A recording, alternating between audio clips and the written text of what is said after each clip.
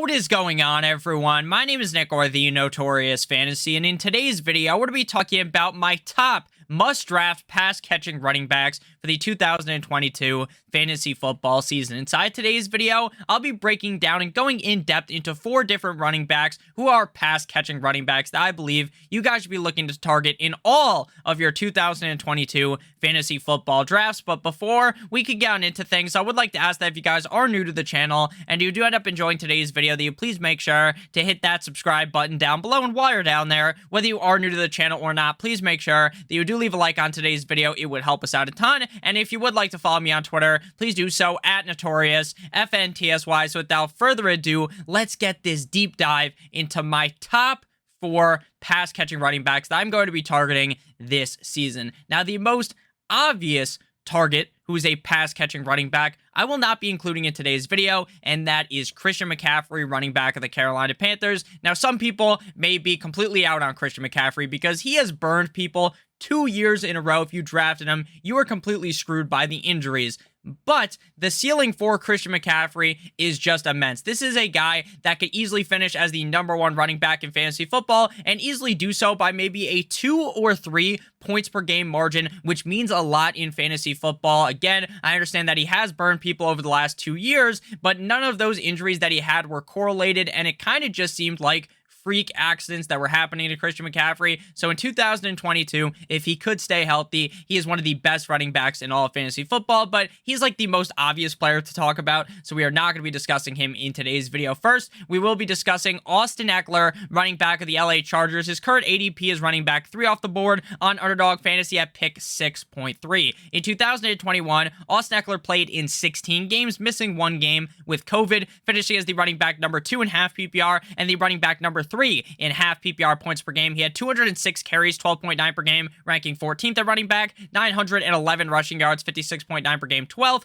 94 targets, 5.9 per game, first, 70 receptions, 4.4 per game, second, 647 receiving yards, 40.4 per game, first at running back, and 20 total touchdowns, #1 at running back. Now, Austin Ekeler is a running back last year who saw 12.9 carries per game. I highly doubt that we see that number increase by a crazy margin. Is it entirely possible that in 2022, Austin Ekeler could average maybe 14 carries per game? That is definitely possible. But we're not going to be seeing Austin Ekeler getting 18, 19, 20 plus carries. That just seems basically impossible due to how the team uses Austin Ekeler. And for most running backs, if you're investing top 6 pick in a lot of drafts on a guy, that's a little bit crazy, especially with the running back who's only going to be seeing 12.9 carries per game. But the bread and butter of Austin Ekeler's game is the receiving work. Like I said, 94 targets, 70 receptions, 647 receiving yards. The targets were #1 at running back, receptions were #2, and the receiving yards were #1 at running back. This is going to be an LA Chargers offense that is basically identical to what they had last season. Sure, they draft Isaiah Spiller behind Austin Ekeler, but it's not like Isaiah Spiller is going to just vulture away a bunch of carries from Austin Ekeler and take away from what Austin Ekeler could be. It is very clear that Austin Ekeler is the #1 running back in this offense, and it is very clear that when they're in the red zone, basically regardless of where they are in the field, Austin Ekeler is going to be in the game. His pass catching ability is so fucking good, and it is very clear that Justin Herbert knows that, because when Justin Herbert is in a pinch, he just looks to the right, looks to the left, wherever Austin Ekeler is standing, he dumps it to him, and Austin Ekeler could take a -2-yard pass because it's behind the line of scrimmage and take that thing to the crib at any point on the field. Austin Ekeler is immensely talented in the receiving game, and while I've kind of really fluffed them up, talked them up about all of this receiving upside, while he's not this humongous back, he doesn't look like Derrick Henry, right? He's not huge at all. He's not super big. He's not super wide, not super tall, but Austin Ekeler does pack a solid punch, and in between the tackles, he can run the ball as well. And when I'm looking for running backs in fantasy football, I've talked a lot about how I don't really give a fuck what team they're on, right? They could be on the LA Chargers, which I predict to be one of the best teams in the NFL, or they could be on the Jacksonville Jaguars, the Houston Texans, and as long as they are given the opportunity, they have the opportunity to dominate. But in my head, it's definitely a little bit safer when you have a running back on a team that is probably going to be scoring as many points as the LA Chargers, And if this team's defense is able to stay healthy, which has been a huge ask in the past, right? Every year it's like, wow, look how star-studded this LA Chargers defense is. Then a couple of guys get banged up. They bring in some more players on defense again in the offseason. This is going to be an incredible team. And if they're up late in the game, they're just going to keep feeding the ball to Austin Ekeler. So I am very comfortable drafting Austin Ekeler this season. I currently have him ranked as my running back 2 ahead of Christian McCaffrey, but to me, it's basically a coin flip between the two. I have full confidence in Austin Ekeler this season, and I am very excited to see him potentially finish as the #1 overall running back in fantasy football this season. Moving past Austin Ekeler, we get to DeAndre Swift, running back of the Detroit Lions, ADP running back 8 off the board at pick 14.7. I have seen Austin Ekeler go in the back of the first round, but most of the time he is an early second round pick. In 2021, he played in 13 games with the Lions, finishing as the RB 19.5 PPR, but he was the running back 13.5 PPR points per game. So when he was playing, he was almost a top 12 running back on a per game basis. He is a lot like Austin Ekeler. He had 151 carries last year, 11.6 per game, 30th at running back, 617 rushing yards, 47.5 per game, 30th at running back, 78 targets, 6.0 per game, 4th, 62 receptions, 4.8 per game, 4th, 452 receiving yards, 34.8 per game, 5th, and 7 total touchdowns, 21st at running back. Now, the touchdown number is significantly lower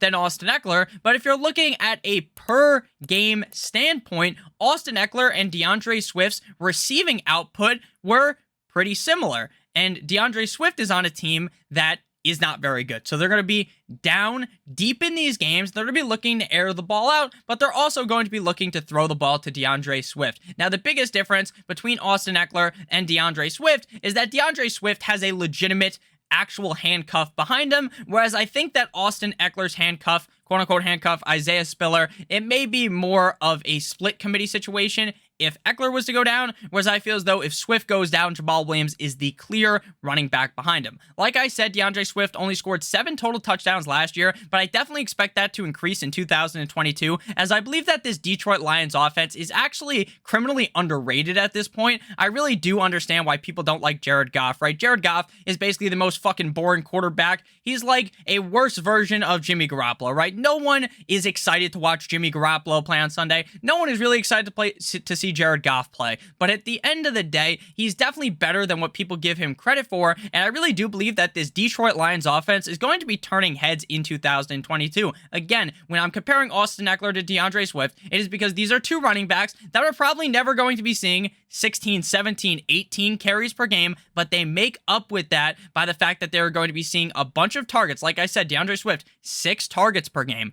4.8 receptions per game, 34.8 receiving yards per game. That goes a long way in fantasy football, and I really do believe in 2022, DeAndre Swift is going to get even better and be jolted into a position where he really could be one of the top running backs in fantasy football. His ADP is obviously significantly higher this year compared to last year because people actually saw what DeAndre Swift could do in 2021, so now people have even higher hopes on him. I really do think he is one of the most talented pass-catching running backs in the game. We've talked a lot about how DeAndre Swift is like the Alvin Kamara of the NFC North, and I honestly agree with that. So I like DeAndre Swift a ton in 2022. I understand the offense might scare you away a little bit, but at the end of the day, I think the Detroit Lions offense is a little bit better than people at the end of the day really do give them the credit for. Before we move on into my final 2 pass-catching running backs that I want to be targeting in my 2022 fantasy football drafts, I want to be talking about our sponsor of today's video, Underdog. The Best Ball Mania 3 tournament has $10 million in total prize money, and first place is $2 million.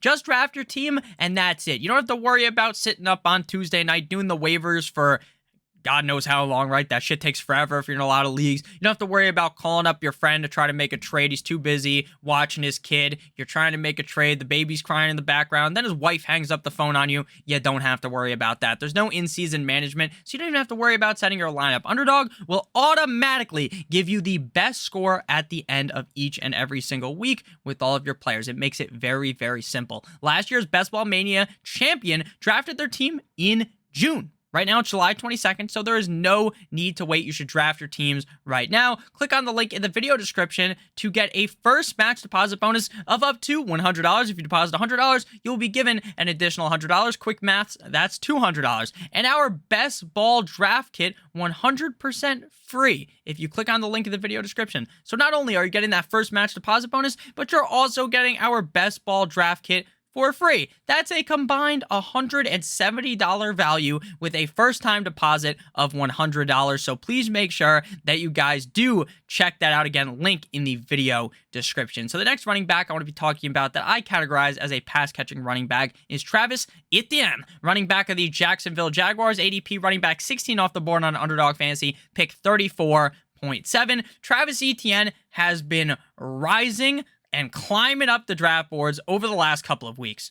Etienne suffered a mid-foot Lisfranc injury in the 2021 preseason. His injury took about 4 to 6 months to repair, so there's really no need to worry about the injury when it comes to him, but obviously we have no stats from his rookie year, so we have to go back to his college days to look at his stats. So in 2020, in 12 games played at Clemson, he had 168 rushes for 914 yards, 48 receptions for 588 yards, and 16 total touchdowns. Now, the thing, in my opinion, that Travis Etienne does best is catch passes. Travis Etienne is in a situation with the quarterback from last season, Trevor Lawrence, who was also his quarterback in college, who dumped the ball off the most at the highest rate in the National Football League.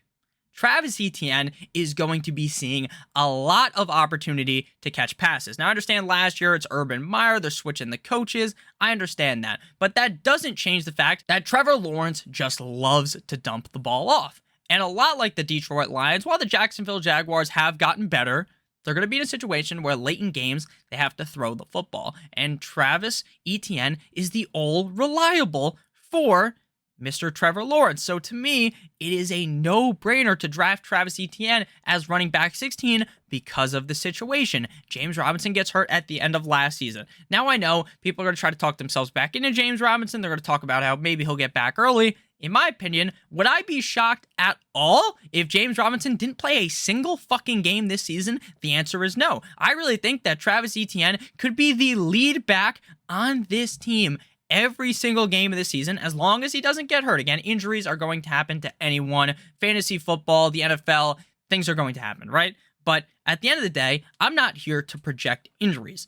I do know from what I have looked up, I'm not a doctor, I'm as much of a doctor as Johnny Sins, but based on everything that I've looked up from doctors that I respect, they're saying Etienne is going to be perfectly fine from this injury. It happened basically over a year ago, or around a year ago, at this point. And there is no competition in this backfield for Etienne because James Robinson is hurt. If James Robinson was fully healthy, he never got hurt, then I would be shitting my pants trying to tell you to draft Travis Etienne, because I really think that James Robinson is a legitimate contender to be the number one back in this backfield if he was healthy. But guess what? He's not healthy. He might miss the whole season. Snoop Connor's behind Etienne. If Etienne gets hurt, then maybe it's going to be Snoop Connor season. There'll probably be a game or two when Snoop Connor steals a touchdown from Travis Etienne. But at the end of the day, Etienne is still the number one lead back on this team in a backfield on a team where they are looking to dump the ball off. So why wouldn't you draft the running back in that situation? It makes perfect sense. James Robinson, 8 in the past, doing the exact same thing. So I think Travis Etienne in 2022, it's almost a blessing in disguise that we didn't have to see him in 2021, potentially getting his workload stolen from James Robinson. You probably would have been pulling your hair out every single week, but now it's just Travis Etienne time in Jacksonville, and I love him at running back 16. It definitely was a little bit better, though, for those best ball drafts, getting him at pick 40 plus pick 50 a couple of weeks ago, but people are starting to smarten up, and it makes sense. In your redraft leagues, maybe some people won't be as smart because, we've never seen Etienne before. There's a lot of unknowns with him, but I just love the amount of upside that Etienne has in this Jacksonville Jaguars offense. My final pass-catching running back that I'm going to be looking to draft this season is Kareem Hunt of the Cleveland Browns, ADP running back 31, pick 93.8. Now, a couple of weeks ago, I was all off of the Kareem Hunt train. I like the skill set that Kareem Hunt possesses, but I didn't love the situation because it seemed like Watson was going to get suspended for the whole year. Now, they just brought in Josh Rosen, but it's probably going to be Jacoby Brissett for the first, I'd say, 8 games. Because it now appears that Watson isn't going to be condemned for the whole season. It seems like it's going to be like half a season suspension, which you told me that a couple weeks ago, I would be like, that's fucking insane, right? Because I thought that based upon what happened, the NFL was just going to give him a year, then he comes back, then it is what it is, right? He served his suspension. But now it seems like they're going to be throwing a less hefty suspension, and that is making me get higher and higher on Kareem Hunt, because when Jacoby Brissett's the starting quarterback, sure, he can dump the ball off, right? He's not some incompetent quarterback, but how exciting is this team going to be with Brissett? Probably not very exciting at all. But now, with Watson for what it seems like going to be there for half the season, you have to be back in on Kareem Hunt, right? Running back 31, pick 93.8. Now, I've seen a lot of drafts where his ADP, he's getting picked in like the 6th round. In the 6th round, you would have to be a fucking fool to draft Kareem Hunt, in my opinion, in the 6th round, right? Could he finish as a top 24 running back? Probably easily. I think he could easily do that, right? 2021, he plays in 8 games. He's the running back 48, but he only played 8 games, so what you really want to look at is the points per game number, where he's running back 21, tied with Darrell Henderson. He is never going to be seeing like 14 carries. Saw 9.8 per game last year, 78 carries, 58th at running back, 386 rushing yards, 48.3 per game. But again, what's going to carry Kareem Hunt is the receiving workload there. 27 targets, 3.4 per game, 52nd at running back, 174 receiving yards, 21.8 per game, 47th at running back, and he scored 5 total touchdowns, 35th. The reason why I like Kareem Hunt this year is because I feel like this offense, down the stretch of the season, once Deshaun Watson is back, is going to be one of the best offenses in the NFL. Now, I understand there's crazy depth at the wide receiver position on the team, right? They just have Amari Cooper. They've got a couple of other guys. And the rookie they drafted, they've got some other players, but not some crazy depth. But Kareem Hunt is going to be utilized not only out of the backfield, but I think they're going to start putting him out wide. I really do believe so. And I think that Kareem Hunt, deep down the stretch, is going to be an excellent situation. Early on in the season, it might be a fucking complete and utter unmitigated disaster for Kareem Hunt, right? He might suck complete and utter donkey cock at the beginning of the season. But in my opinion, deeper down the stretch, once Watson gets in, things are going to be chef's kiss, week for Kareem Hunt. And if Nick Chubb goes down, he gets a slight boost. But we've seen when Chubb's out, it's not like Hunt becomes, what Kareem Hunt was in Kansas City. So thank you guys all so much for watching today's video. Probably should do a quick honorable mention to Alvin Kamara. The only reason why he's not included in today's video is because I don't know what we should be doing right now, because there were rumors early on of a 6-game suspension. Now it's seeming like maybe he won't get suspended at all. I still assume he's going to get a 4-game suspension, but I don't think I should talk about him in this video yet until we have that suspension laid out. It appears August 1st will be the date that we know the suspension length for Alvin Kamara, and then it will be a lot easier to talk about him at that point. So thank you guys all so much for watching today's video. Please make sure that you do click on the link in the video description to get your first match deposit bonus of up to $100 on Underdog, as well as getting our best ball draft kit. I really appreciate if you guys check that out. I love you guys all so much. I hope you have a great rest of your guys' day, and as always, good boy!